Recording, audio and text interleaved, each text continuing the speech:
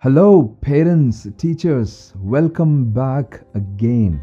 Thank you so much for coming back again and again and listening to some of these, podcasts and messages. And thank you so much. You're very interested in the life of your teenager. You're very interested about your children, and that's why you're coming back. Just be encouraged that none of us are perfect parents and none of us are perfect teachers.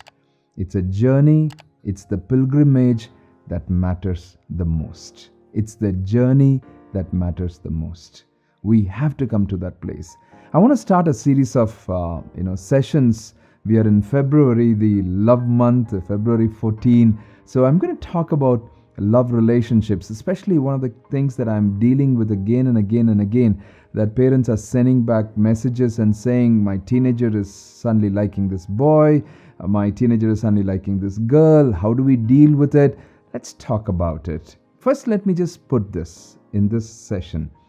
Love relationships that the teenager is getting into, or the boy or the girl is getting involved, is more of an experimental journey, meaning that they are just trying to test the waters.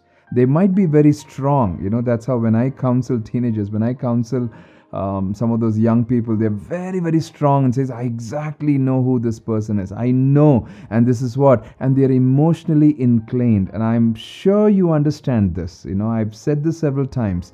The first part of the brain that gets formed is the emotional part of the brain. And as they grow older, as they come 23, 24, 25, the last part of the brain that gets formed is the reasoning part of the brain.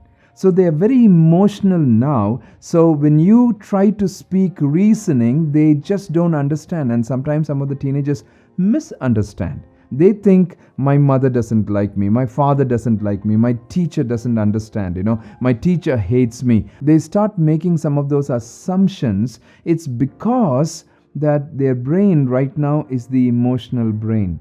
So what we need to do, the first step that we need to do as they are, getting into some of those places, just to walk alongside with them in that journey. Keep teaching them. And the teaching with some of these children, some of the teenagers, some of these young people, please understand this. The teaching of these relationships, love relationships, needs to happen much, much, much, much before. Don't wait till the last minute. Don't wait for a problem to come and then you're beginning to deal with it. That's not going to work. That's firefighting. You need to prevent. You need to mentor them. You need to mentor their heart. Not just how they are going to respond or what decisions they're going to make. No, you need to mentor their heart. And when you have to mentor their heart, it needs to start much early.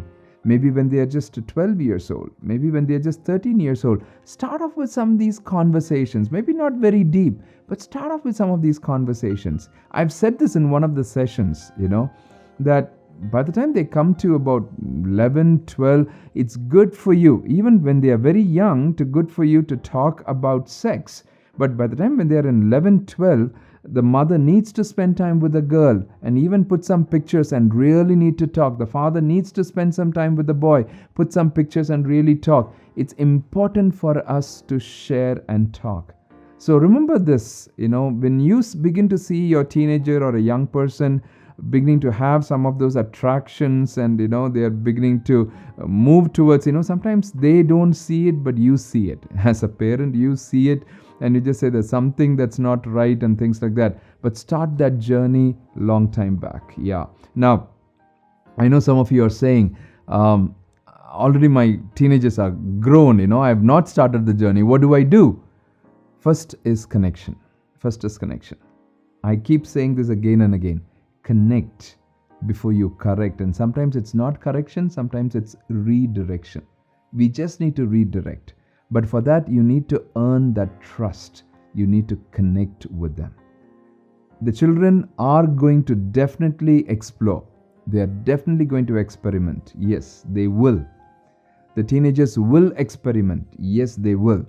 But we have to be there so that you can walk alongside. Thank you so much for being here. For the next few sessions, we will talk about these topics on how we can deal with these issues and how we can take that journey with our children, that mentoring journey, intentionally discipling our next generation. Thank you so much for being here. And feel free to pass these videos to any of your friends, and it will be a blessing. Thank you.